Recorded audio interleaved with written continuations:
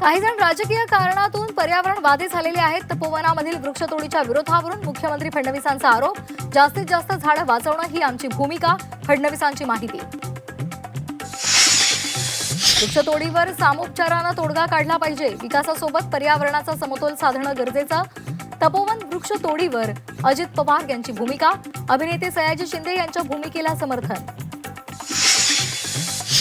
अतिवृष्टीग्रस्तांच्या मदतीसंदर्भात 2 महिने उलटल्यानंतरही अद्याप केंद्र सरकारला प्रस्ताव नाही।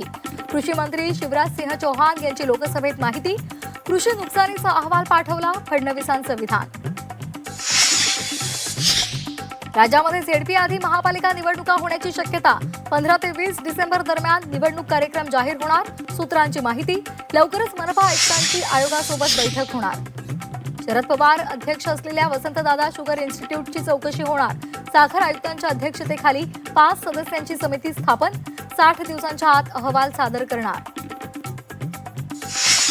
पुढील 15 दिवस मतपेट्या गोदामामध्ये, सरकारकडून घोळ शक्य। माजी मुख्यमंत्री पृथ्वीराज चव्हाण यांच्याकडून संशय व्यक्त।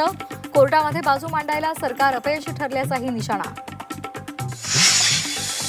निवडणूक आयुक्तांविरोधात महाभियोग आणला पाहिजे, काँग्रेसचे नेते नाना पटोले यांची मागणी। महाभियोगासाठी विशेष अधिवेशन बोलावण्याची सरकारला विनंती। राज ठाकरे आज राऊतांच्या भांडूप इथल्या घरी जाणार। तब्येतीची विचारपूस करण्यासाठी राऊतांची भेट। मनपा निवडणुकीसंदर्भात चर्चेची शक्यता। छत्रपती संभाजीनगरमधील बोगस IAS अधिकारी महिला अधिकाऱ्याचा खासदार नागेश आष्टेकरांनाही गंडा। 1,25,000 रुपये उकळल्याची माहिती समोर। कोकणामधील सुप्रसिद्ध आगणेवाडी जत्रेची तारीख ठरली। येत्या 9 फेब्रुवारीला आई भराडी देवीचा जत्रोत्सव। पुण्याच्या आंबेगाव शिवारामध्ये बिबट्याची दहशत कायम। 3 बिबट्यांचा रस्ता ओलांडतानाचा व्हिडिओ समोर। अवसरी खुर्द इथे 1 बिबट्या जेरबंद। नागरिकांमध्ये दहशत।